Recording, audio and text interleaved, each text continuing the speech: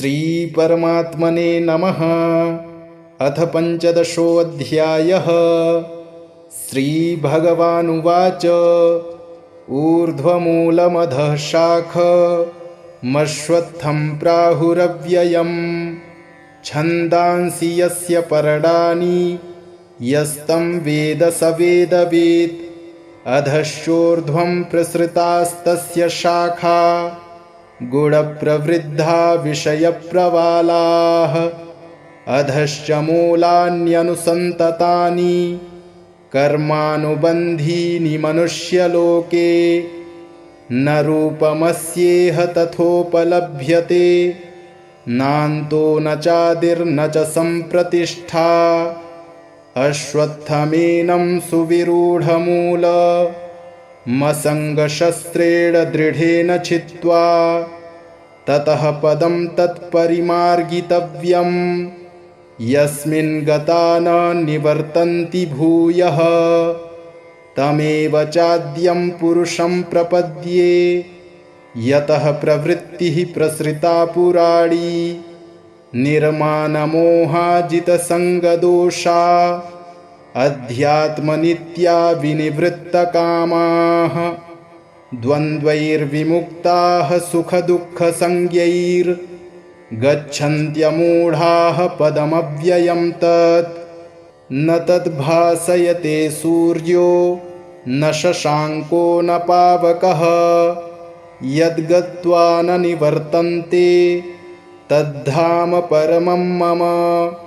ममैवांशो जीवलोके जीवभूतः सनातनः।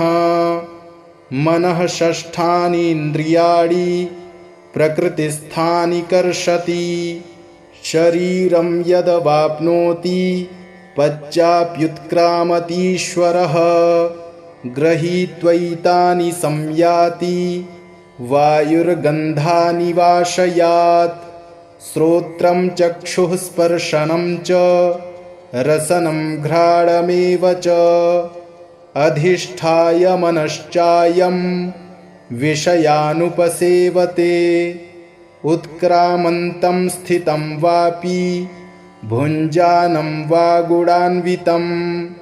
विमूढानानुपश्यन्ति पश्यन्ति ज्ञानचक्षुषः। यतन्तो योगिनश्चैनं पश्यन्त्यात्मन्यवस्थितं। यतन्तोऽप्यकृतात्मानो नैनं पश्यन्त्यचेतसः। यदादित्यगतं तेजो जगद्भासयतेऽखिलं। यच्चन्द्रमसि यच्चाग्नौ तत्तेजो विद्धि मामकम्। गामाविश्य च भूतानि धारयाम्यहमोजसा। पुष्णामि चौषधीः सर्वाः सोमो भूत्वा रसात्मकः। अहं वैश्वानरो भूत्वा प्राणिनां देहमाश्रितः। प्राणापानसमायुक्तः पचाम्यन्नं चतुर्विधम्। सर्वस्य चाहं हृदि सन्निविष्टो मत्तः स्मृतिर्ज्ञानमपोहनं च। वेदैश्च सर्वैरहमेव वेद्यो वेदान्तकृद्वेदविदेव चाहं। द्वाविमौ पुरुषौ लोके क्षरश्चाक्षर एव च। क्षरः सर्वाणि भूतानि कूटस्थोऽक्षर उच्यते। उत्तमः पुरुषस्त्वन्यः परमात्मेत्युदाहृतः। यो लोकत्रयमाविश्य बिभर्त्यव्यय ईश्वरः। यस्माक्षरमतीतोऽहमक्षरादपि चोत्तमः। अतोऽस्मि लोके वेदे च प्रथितः पुरुषोत्तमः। यो मामेवमसम्मूढो जानाति पुरुषोत्तम स सर्वविद् भजति मां सर्वभावेन भारत। इति गुह्यतमं शास्त्र मिदमुक्तं मया नघ। एतद्बुद्ध्वा बुद्धिमान् स्यात् कृतकृत्यश्च भारत। श्रीभगवानुवाच ऊर्ध्वमूलमधः शाखमश्वत्थं प्राहुरव्ययम् छन्दांसि यस्य पर्णानि यस्तं वेद स वेदवित्। अधश्चोर्ध्वं प्रसृतास्तस्य शाखा गुणप्रवृद्धा विषयप्रवालाः। अधश्च मूलान्यनुसन्ततानि कर्मानुबन्धीनि मनुष्यलोके। न रूपमस्येह तथोपलभ्यते नान्तो न चादिर्न च सम्प्रतिष्ठा। अश्वत्थमेनं सुविरूढमूलमसङ्गशस्त्रेण दृढेन छित्त्वा ततः पदं तत्परिमार्गितव्यं यस्मिन् गता न निवर्तन्ति भूयः। तमेव चाद्यं पुरुषं प्रपद्ये यतः प्रवृत्तिः प्रसृता पुराणी। निर्मानमोहाजितसङ्गदोषा अध्यात्मनित्या विनिवृत्तकामाः। द्वन्द्वैर्विमुक्ताः सुखदुःखसंज्ञैर्गच्छन्त्यमूढाः पदमव्ययं तत्। न तद्भासयते सूर्यो न शशाङ्को न पावकः। यद्गत्वा न निवर्तन्ते तद्धाम परमं मम। ममैवांशो जीवलोके जीवभूतः सनातनः। मनः षष्ठानि इन्द्रियाणि प्रकृतिस्थानि कर्षति। शरीरं यदवाप्नोति पश्चाप्युत्क्रामतीश्वरः। गृहीत्वैतानि संयाति वायुर्गन्धानि वाशयात्। श्रोत्रं चक्षुः स्पर्शनं च रसनं घ्राणमेव च। अधिष्ठाय मनश्चायं विषयानुपसेवते। उत्क्रामन्तं स्थितं वापि भुञ्जानं वा गुणान्वितं। विमूढानानुपश्यन्ति पश्यन्ति ज्ञानचक्षुषः। यतन्तो योगिनश्चैनं पश्यन्त्यात्मन्यवस्थितं। यतन्तोऽप्यकृतात्मानो नैनं पश्यन्त्यचेतसः।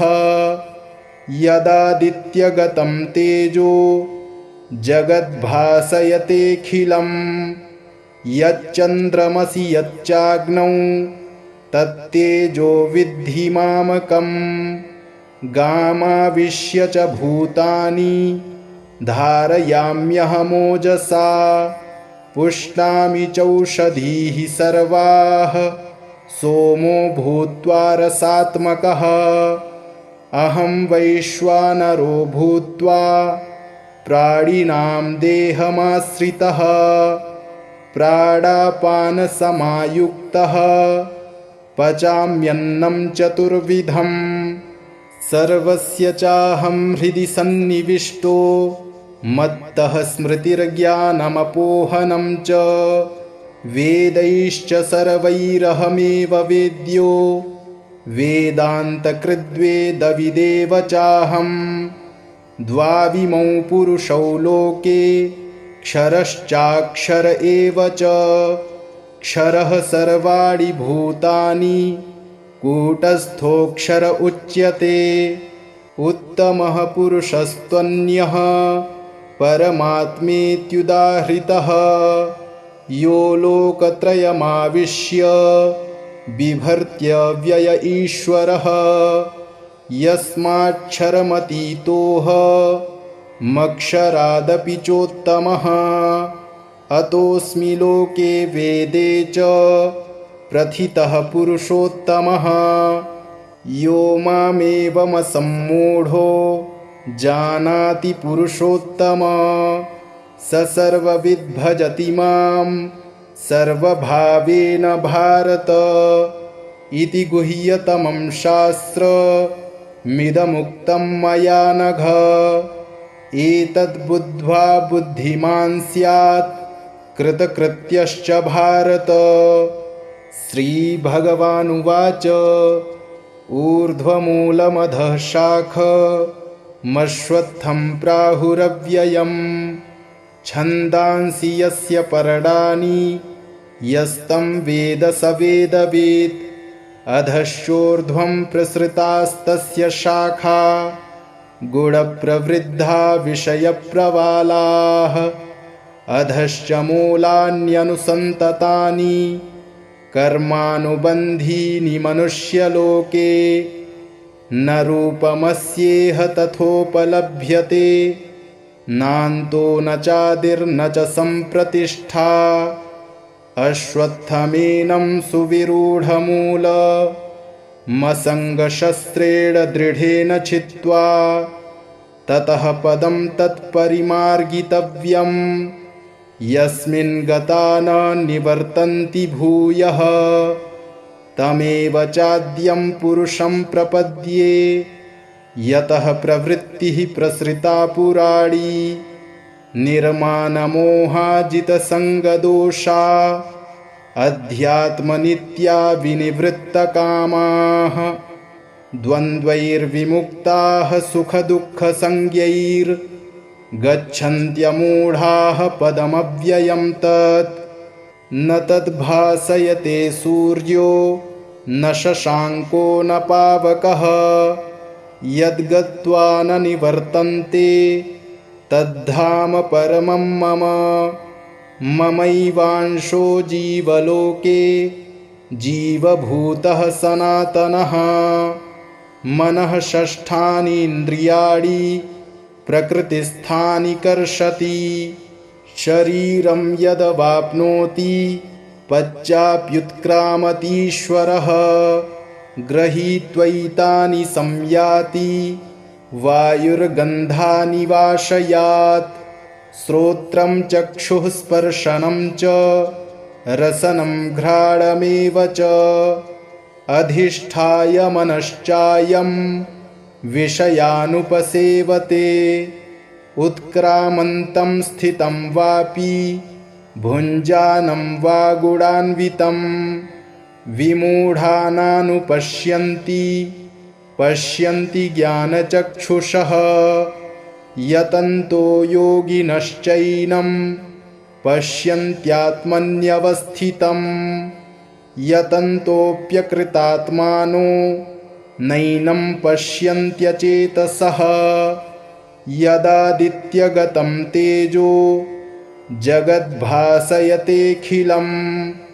यच्चन्द्रमसि यच्चाग्नौ तत्तेजो विद्धि मामकम्।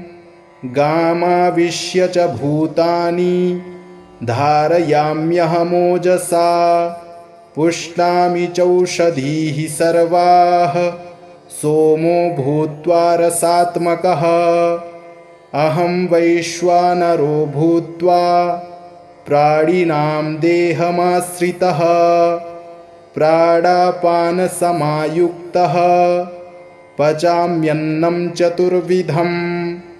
सर्वस्य चाहं हृदि सन्निविष्टो मत्तः स्मृतिर्ज्ञानमपोहनं च। वेदैश्च सर्वैरहमेव वेद्यो वेदान्तकृद्वेदविदेव चाहं। द्वाविमौ पुरुषौ लोके क्षरश्चाक्षर एव च। क्षरः सर्वाणि भूतानि कूटस्थोऽक्षर उच्यते। उत्तमः पुरुषस्त्वन्यः परमात्मेत्युदाहृतः। यो लोकत्रयमाविश्य बिभर्त्यव्यय ईश्वरः। यस्माक्षरमतीतोऽहमक्षरादपि चोत्तमः। अतोऽस्मि लोके वेदे च प्रथितः पुरुषोत्तमः। यो मामेवमसम्मूढो जानाति पुरुषोत्तम स सर्वविद् भजति मां सर्वभावेन भारत इति गुह्यतमं शास्त्रमिदमुक्तं मया नघ। एतद्बुद्ध्वा बुद्धिमान् स्यात् कृतकृत्यश्च भारत।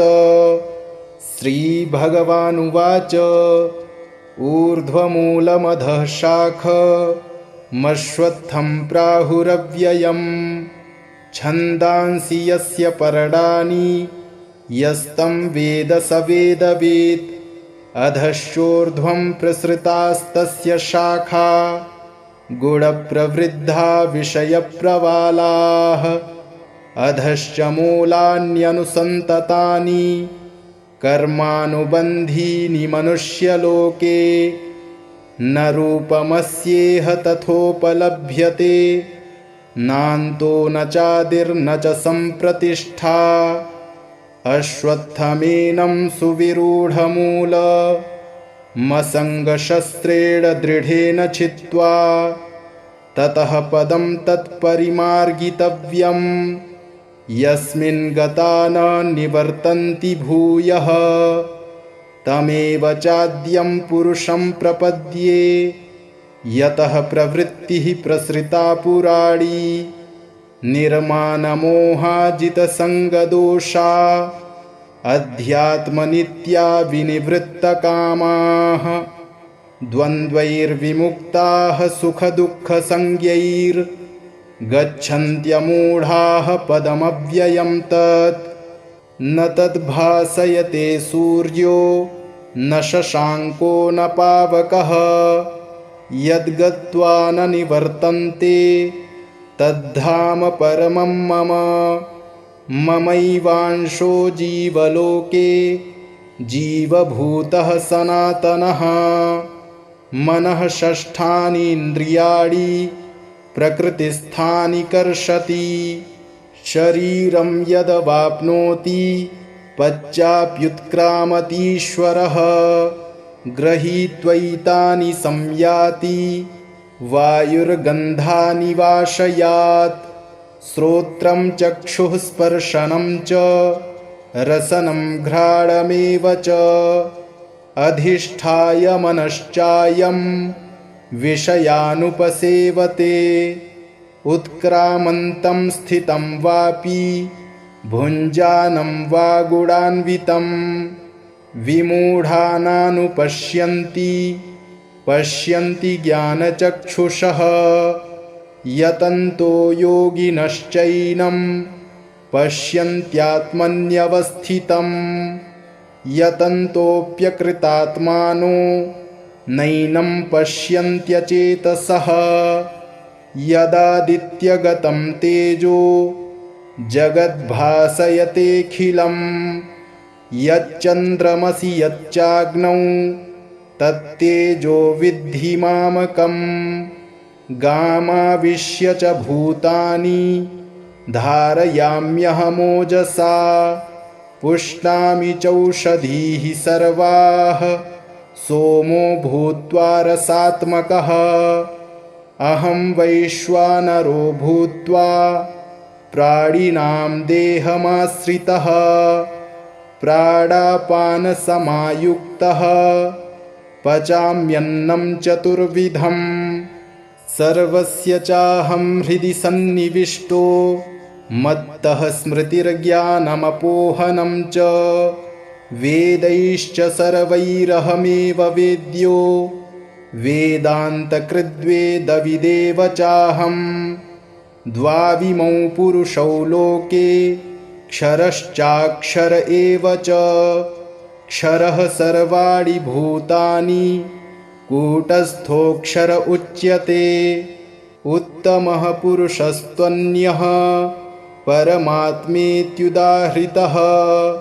यो लोकत्रयमाविश्य बिभर्त्यव्यय ईश्वरः। यस्माक्षरमतीतोऽहमक्षरादपि चोत्तमः। अतोऽस्मि लोके वेदे च प्रथितः पुरुषोत्तमः। यो मामेवमसम्मूढो जानाति पुरुषोत्तम। स सर्वविद् भजति मां सर्वभावेन भारत इति गुह्यतमं शास्त्रमिदमुक्तं मया नघ। एतद्बुद्ध्वा बुद्धिमान् स्यात् कृतकृत्यश्च भारत। श्रीभगवानुवाच ऊर्ध्वमूलमधः शाखमश्वत्थं प्राहुरव्ययम् छन्दांसि यस्य पर्णानि यस्तं वेद स वेदवित्। अधश्चोर्ध्वं प्रसृतास्तस्य शाखा गुणप्रवृद्धा विषयप्रवालाः। अधश्च मूलान्यनुसन्ततानि कर्मानुबन्धीनि मनुष्यलोके। न रूपमस्येह तथोपलभ्यते नान्तो न चादिर्न च सम्प्रतिष्ठा। अश्वत्थमेनं सुविरूढमूलमसङ्गशस्त्रेण दृढेन छित्त्वा ततः पदं तत्परिमार्गितव्यम् यस्मिन् गता न निवर्तन्ति भूयः। तमेव चाद्यं पुरुषं प्रपद्ये यतः प्रवृत्तिः प्रसृता पुराणी। निर्मानमोहाजितसङ्गदोषा अध्यात्मनित्या विनिवृत्तकामाः। द्वन्द्वैर्विमुक्ताः सुखदुःखसंज्ञैर्गच्छन्त्यमूढाः पदमव्ययं तत्। न तद्भासयते सूर्यो न शशाङ्को न पावकः। यद्गत्वा न निवर्तन्ते तद्धाम परमं मम। ममैवांशो जीवलोके जीवभूतः सनातनः। मनः षष्ठानि इन्द्रियाणि प्रकृतिस्थानि कर्षति। शरीरं यदवाप्नोति पश्चाप्युत्क्रामतीश्वरः। गृहीत्वैतानि संयाति वायुर्गन्धानि वाशयात्। श्रोत्रं चक्षुः स्पर्शनं च रसनं घ्राणमेव च। अधिष्ठाय मनश्चायं विषयानुपसेवते। उत्क्रामन्तं स्थितं वापि भुञ्जानं वा गुणान्वितं। विमूढानानुपश्यन्ति पश्यन्ति ज्ञानचक्षुषः। यतन्तो योगिनश्चैनं पश्यन्त्यात्मन्यवस्थितं। यतन्तोऽप्यकृतात्मानो नैनं पश्यन्त्यचेतसः। यदादित्यगतं तेजो जगद्भासयतेऽखिलं। यच्चन्द्रमसि यच्चाग्नौ तत्तेजो विद्धि मामकम्। गामाविश्य च भूतानि धारयाम्यहमोजसा।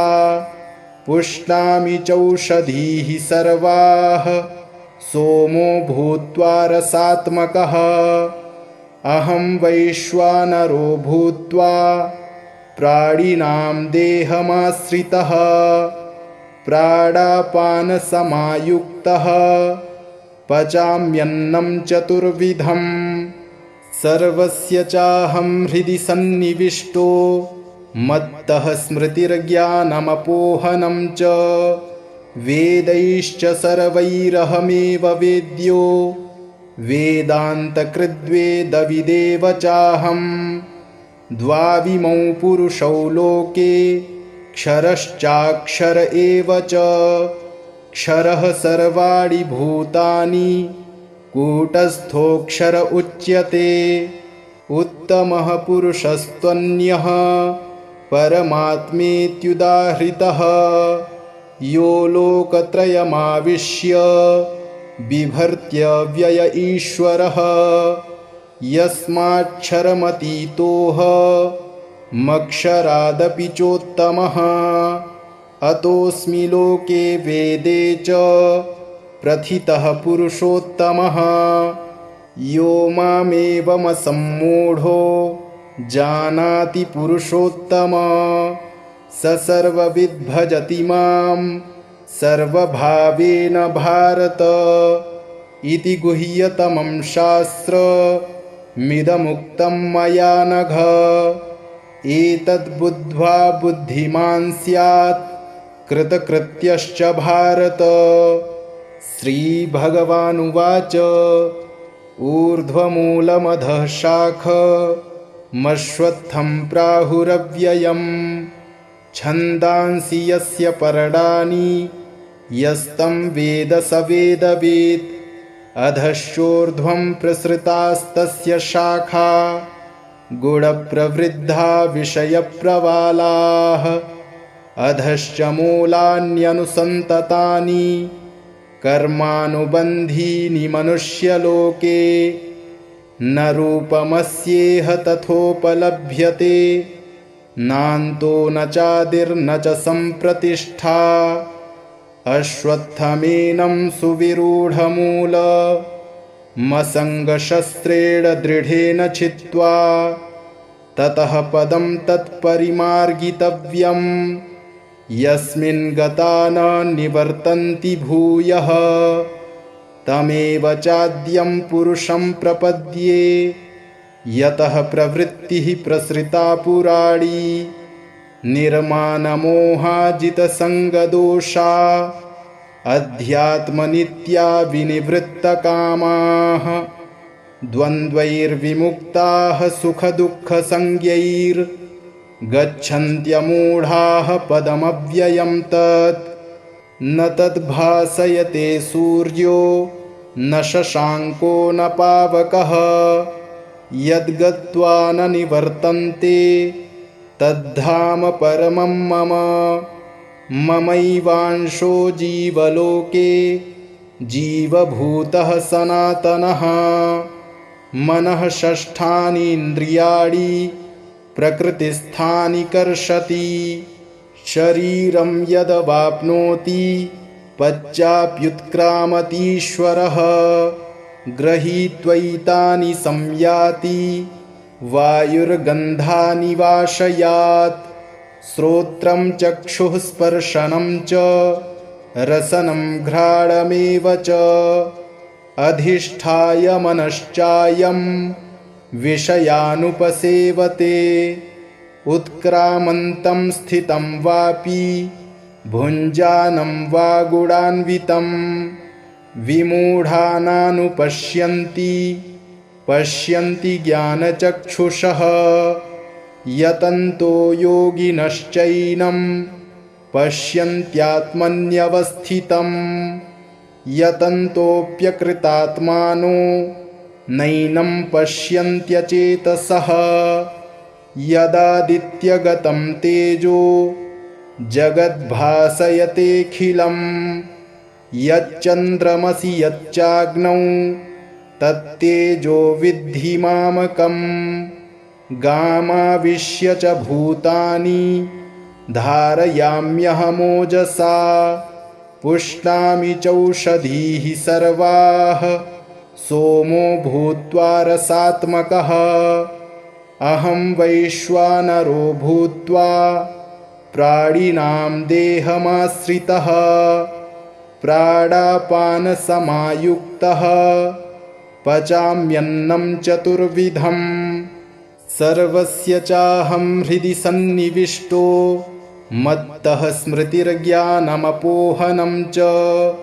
वेदैश्च सर्वैरहमेव वेद्यो वेदान्तकृद्वेदविदेव चाहम्। द्वाविमौ पुरुषौ लोके क्षरश्चाक्षर एव च। क्षरः सर्वाणि भूतानि कूटस्थोऽक्षर उच्यते। उत्तमः पुरुषस्त्वन्यः परमात्मेत्युदाहृतः। यो लोकत्रयमाविश्य बिभर्त्यव्यय ईश्वरः। यस्माक्षरमतीतोऽहमक्षरादपि चोत्तमः। अतोऽस्मि लोके वेदे च प्रथितः पुरुषोत्तमः। यो मामेवमसम्मूढो जानाति पुरुषोत्तम स सर्वविद् भजति मां सर्वभावेन भारत इति गुह्यतमं शास्त्रमिदमुक्तं मया नघ। एतद्बुद्ध्वा बुद्धिमान् स्यात् कृतकृत्यश्च भारत। श्रीभगवानुवाच ऊर्ध्वमूलमधः शाखमश्वत्थं प्राहुरव्ययम् छन्दांसि यस्य पर्णानि यस्तं वेद स वेदवित्।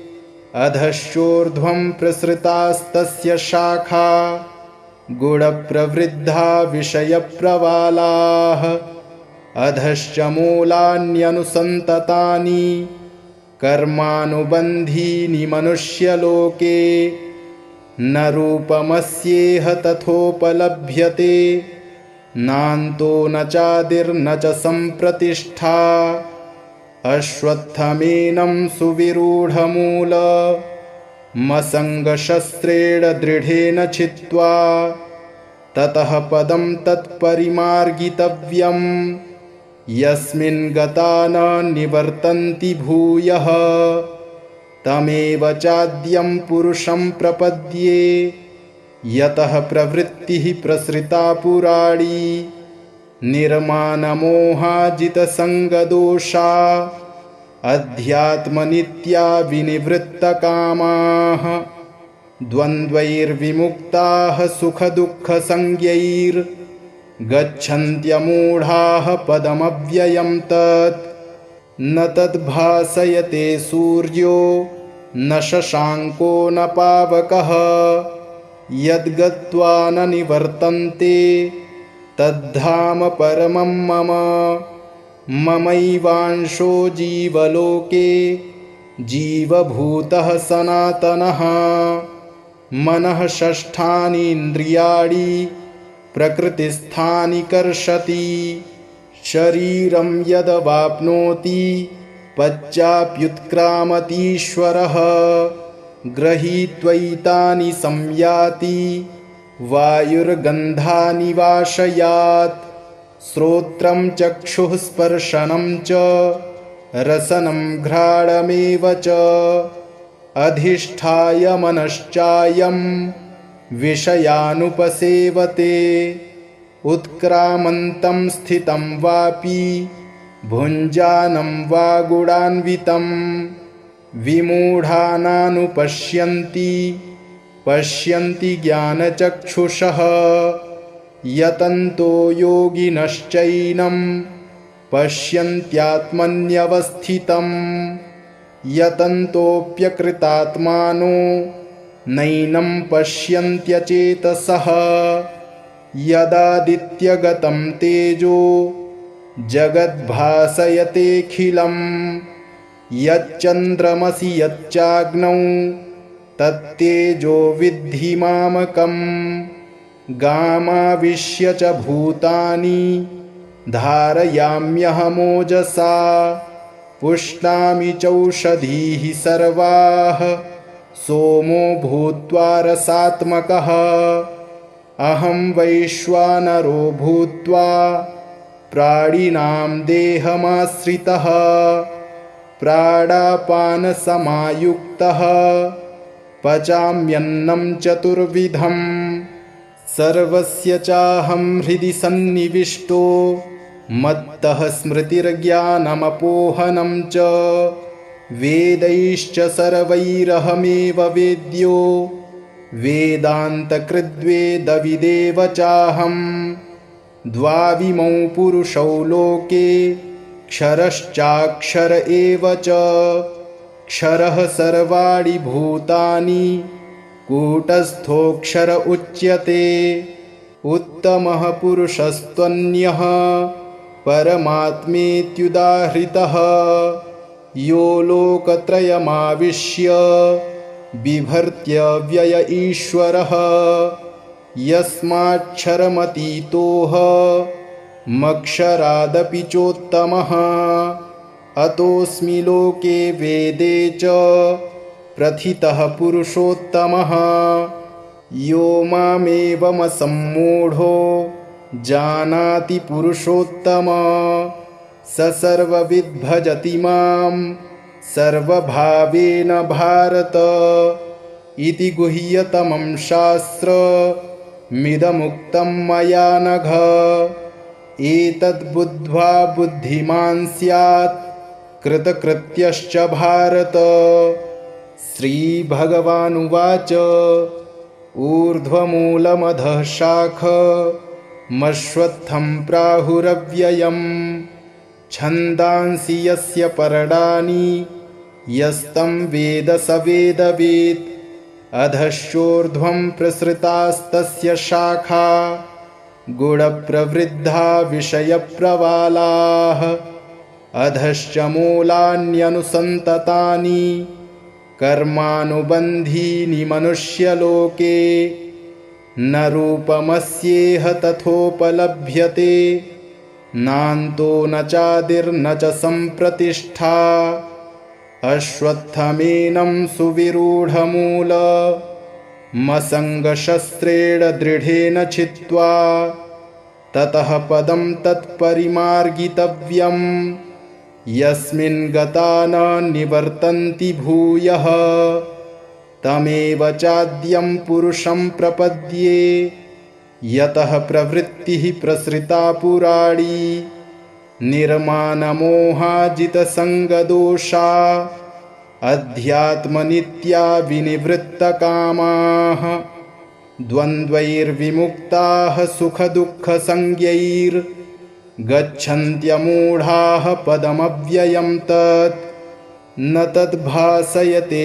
सूर्यो न शशाङ्को न पावकः यद्गत्वा न निवर्तन्ते तद्धाम परमं मम ममैवांशो जीवलोके जीवभूतः सनातनः मनः षष्ठानीन्द्रियाणि प्रकृतिस्थानि कर्षति शरीरं यदवाप्नोति पश्चाप्युत्क्रामतीश्वरः गृहीत्वैतानि संयाति वायुर्गन्धानि वाशयात् श्रोत्रं चक्षुः स्पर्शनं च रसनं घ्राणमेव च अधिष्ठाय मनश्चायं विषयानुपसेवते उत्क्रामन्तं स्थितं वापि भुञ्जानं वा गुणान्वितं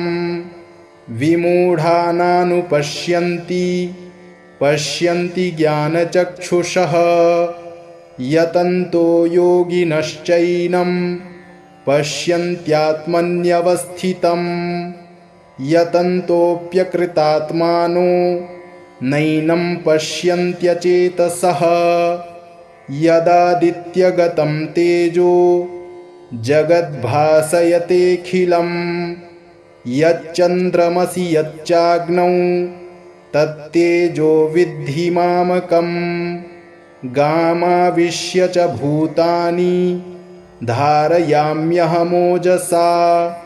पुष्णामि चौषधीः सर्वाः सोमो भूत्वा रसात्मकः अहं वैश्वानरो भूत्वा प्राणिनां देहमाश्रितः प्राणापानसमायुक्तः पचाम्यन्नं चतुर्विधं सर्वस्य चाहं हृदि सन्निविष्टो मत्तः स्मृतिर्ज्ञानमपोहनं च वेदैश्च सर्वैरहमेव वेद्यो वेदान्तकृद्वेदविदेव चाहं द्वाविमौ पुरुषौ लोके क्षरश्चाक्षर एव च क्षरः सर्वाणि भूतानि कूटस्थोऽक्षर उच्यते उत्तमः पुरुषस्त्वन्यः परमात्मेत्युदाहृतः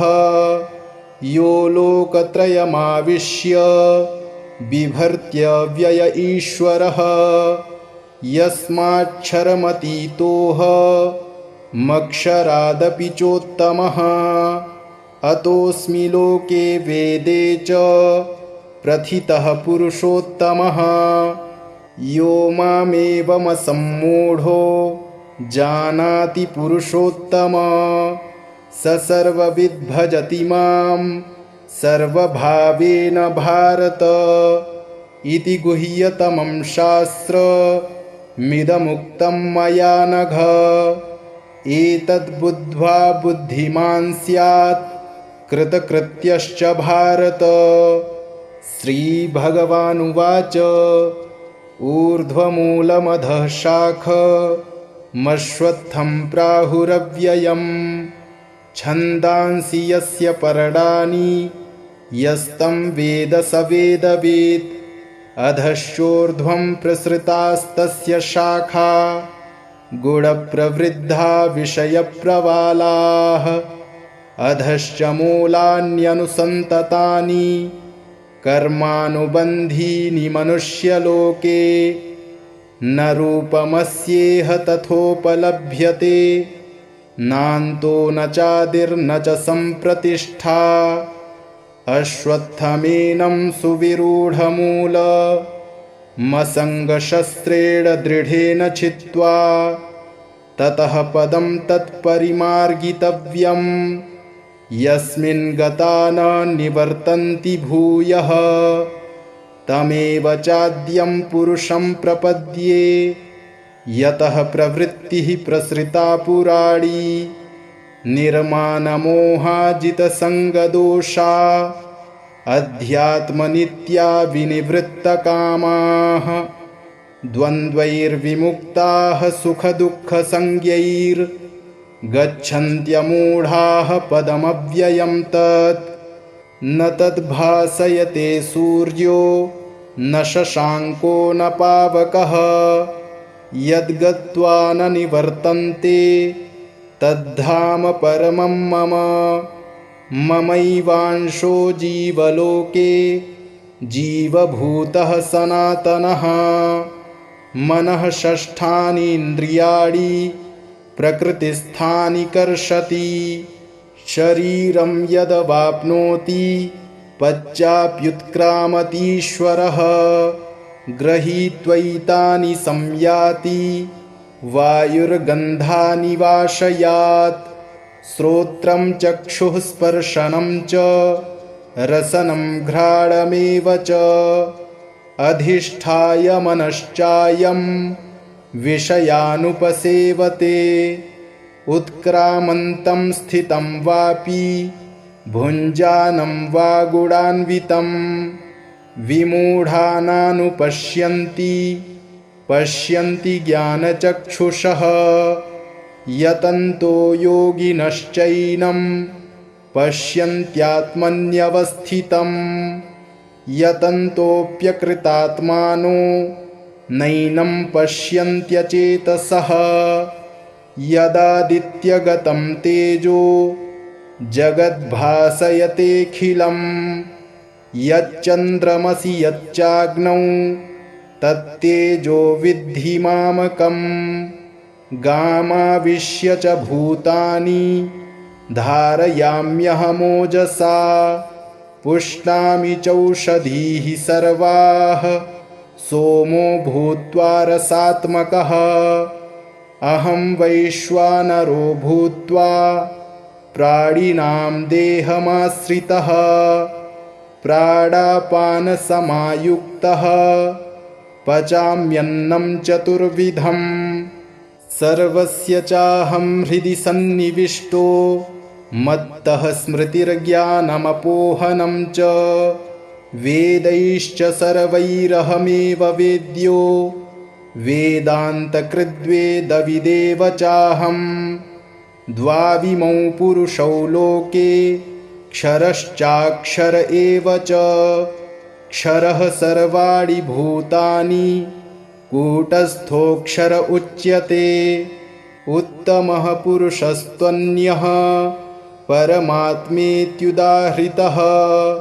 यो लोकत्रयमाविश्य बिभर्त्यव्यय ईश्वरः। यस्माक्षरमतीतोह मक्षरादपि चोत्तमः अतोऽस्मि लोके वेदे च प्रथितः पुरुषोत्तमः यो मामेवमसम्मूढो जानाति पुरुषोत्तम स सर्वविद् भजति मां सर्वभावेन भारत इति गुह्यतमं शास्त्रमिदमुक्तं मया नघ एतद्बुद्ध्वा बुद्धिमान् स्यात् कृतकृत्यश्च भारत। श्रीभगवानुवाच ऊर्ध्वमूलमधः शाखमश्वत्थं प्राहुरव्ययम् छन्दांसि यस्य पर्णानि यस्तं वेद स वेदवित् अधश्चोर्ध्वं प्रसृतास्तस्य शाखा गुणप्रवृद्धा विषयप्रवालाः अधश्च मूलान्यनुसन्ततानि कर्मानुबन्धीनि मनुष्यलोके न रूपमस्येह तथोपलभ्यते नान्तो न चादिर्न च सम्प्रतिष्ठा अश्वत्थमेनं सुविरूढमूलमसङ्गशस्त्रेण दृढेन छित्त्वा ततः पदं तत्परिमार्गितव्यं यस्मिन् गता न निवर्तन्ति भूयः तमेव चाद्यं पुरुषं प्रपद्ये यतः प्रवृत्तिः प्रसृता पुराणी निर्मानमोहाजितसङ्गदोषा अध्यात्मनित्या विनिवृत्तकामाः द्वन्द्वैर्विमुक्ताः सुखदुःखसंज्ञैर्गच्छन्त्यमूढाः पदमव्ययं तत् न तद्भासयते सूर्यो न शशाङ्को न पावकः यद्गत्वा न निवर्तन्ते तद्धाम परमं मम ममैवांशो जीवलोके जीवभूतः सनातनः मनः षष्ठानि इन्द्रियाणि प्रकृतिस्थानि कर्षति शरीरं यदवाप्नोति पश्चाप्युत्क्रामतीश्वरः गृहीत्वैतानि संयाति वायुर्गन्धानि वाशयात् श्रोत्रं चक्षुः स्पर्शनं च रसनं घ्राणमेव च अधिष्ठाय मनश्चायं विषयानुपसेवते उत्क्रामन्तं स्थितं वापि भुञ्जानं वा गुणान्वितं विमूढानानुपश्यन्ति पश्यन्ति ज्ञानचक्षुषः यतन्तो योगिनश्चैनं पश्यन्त्यात्मन्यवस्थितं यतन्तोऽप्यकृतात्मानो नैनं पश्यन्त्यचेतसः यदादित्यगतं तेजो जगद्भासयतेऽखिलं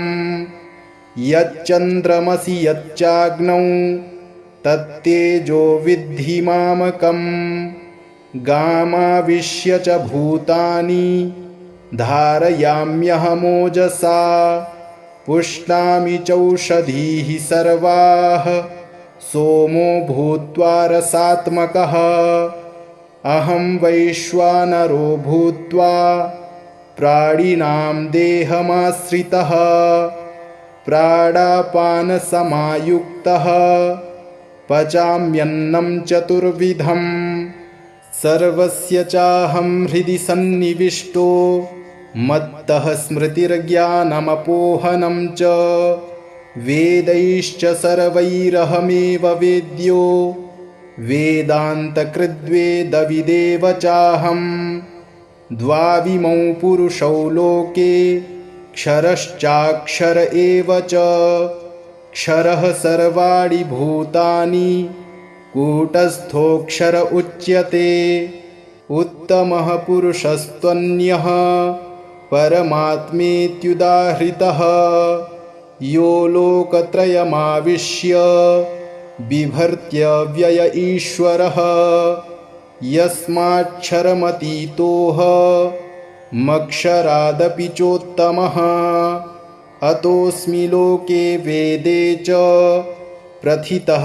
पुरुषोत्तमः यो मामेवमसम्मूढो जानाति पुरुषोत्तम स सर्वविद् भजति मां सर्वभावेन भारत इति गुह्यतमं शास्त्रमिदमुक्तं मया नघ एतद्बुद्ध्वा बुद्धिमान् स्यात् कृतकृत्यश्च भारत। श्रीभगवानुवाच ऊर्ध्वमूलमधः शाखमश्वत्थं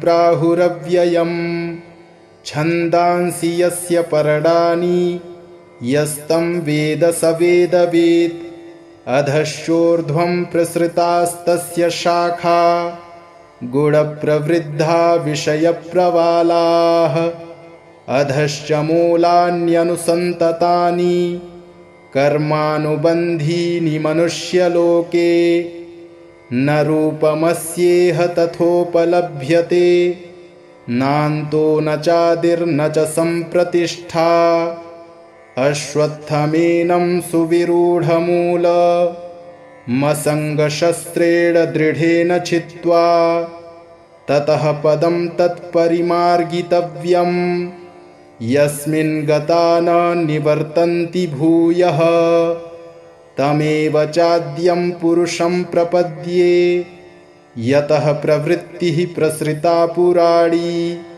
निर्मानमोहाजितसङ्गदोषा अध्यात्मनित्या विनिवृत्तकामाः द्वन्द्वैर्विमुक्ताः सुखदुःखसंज्ञैर्गच्छन्त्यमूढाः पदमव्ययं तत् न तद्भासयते सूर्यो न शशाङ्को न पावकः यद्गत्वा न निवर्तन्ते तद्धाम परमं मम ममैवांशो जीवलोके जीवभूतः सनातनः मनः षष्ठानि इन्द्रियाणि प्रकृतिस्थानि कर्षति शरीरं यदवाप्नोति पश्चाप्युत्क्रामतीश्वरः गृहीत्वैतानि संयाति वायुर्गन्धानि वाशयात् श्रोत्रं चक्षुः स्पर्शनं च रसनं घ्राणमेव च अधिष्ठाय मनश्चायं विषयानुपसेवते उत्क्रामन्तं स्थितं वापि भुञ्जानं वा गुणान्वितं विमूढानानुपश्यन्ति पश्यन्ति ज्ञानचक्षुषः यतन्तो योगिनश्चैनं पश्यन्त्यात्मन्यवस्थितं यतन्तोऽप्यकृतात्मानो नैनं पश्यन्त्यचेतसः यदादित्यगतं तेजो जगद्भासयतेऽखिलं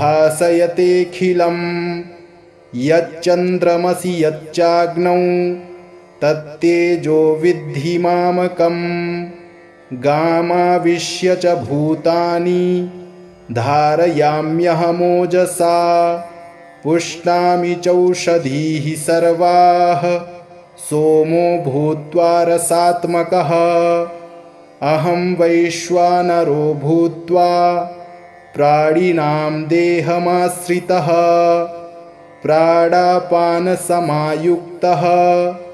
पचाम्यन्नं चतुर्विधम् सर्वस्य चाहं हृदि सन्निविष्टो मत्तः स्मृतिर्ज्ञानमपोहनं च वेदैश्च सर्वैरहमेव वेद्यो वेदान्तकृद्वेदविदेव चाहं द्वाविमौ पुरुषौ लोके क्षरश्चाक्षर एव च क्षरः सर्वाणि भूतानि कूटस्थोऽक्षर उच्यते उत्तमः पुरुषस्त्वन्यः परमात्मेत्युदाहृतः यो लोकत्रयमाविश्य बिभर्त्यव्यय ईश्वरः यस्माक्षरमतीतोह मक्षरादपि चोत्तमः अतोऽस्मि लोके वेदे च प्रथितः पुरुषोत्तमः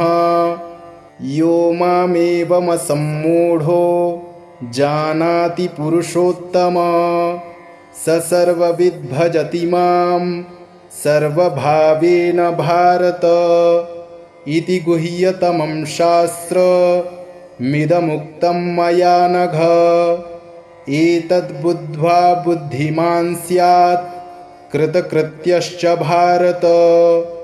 ॐ तत्सदिति श्रीमद्भगवद्गीतासूपनिषत्सु ब्रह्मविद्यायां योगशास्त्रे श्रीकृष्णार्जुनसंवादे पुरुषोत्तमयोगो नाम पञ्चदशोऽध्यायः। श्रीकृष्णार्पणमस्तु।